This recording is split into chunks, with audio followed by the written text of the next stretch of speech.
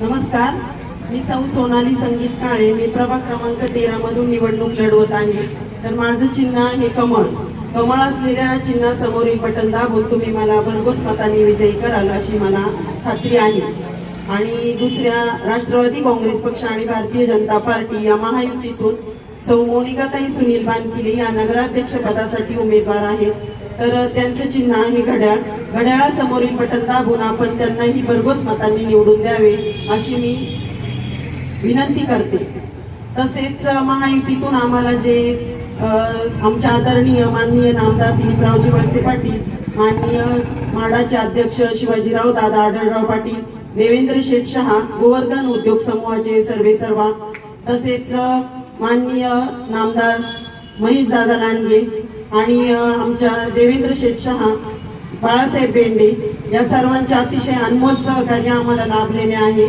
आम्हाला तिकीट उद्या फॉर्म भरायचा तर आम्हाला अपेक्षा नव्हती की आमची नावं डिक्लेअर होतील म्हणून.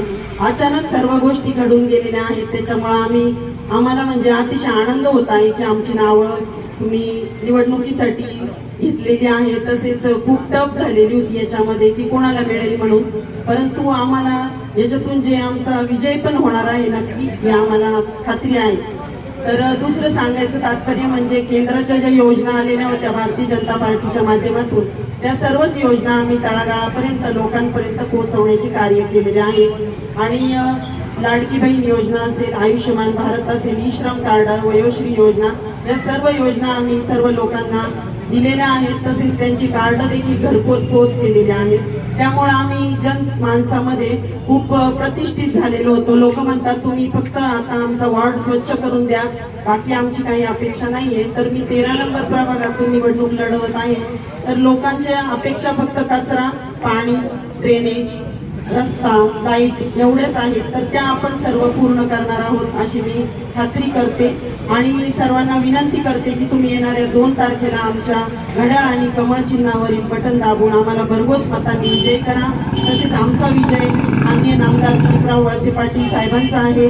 तसेच पूर्वाताईंचे आम्हाला वेळोवेळी सहकार्य लाभत आहे. आम्ही ज्यावेळेस विधानसभेच्या निवडणुकीच्या वेळेस ज्यावेळेस आम्ही प्रचाराला जात होतो त्यावेळेस पूर्वाताईंनी आम्हाला सांगितलेलं होतं की प्रत्येक ठिकाणी तुम्हाला बोलावे लागणार आहे. तेव्हापासून आम्ही इतकी प्रॅक्टिस केली बोलण्याची की आता आम्ही कुठेही गेलो तर कमी पडत नाही, बोलण्याची सवय ठेवलेली आहे. आणि अशी मी विनंती करते आता सर्वांना की पुढचे मनोगत पूर्वाताई बोलतील.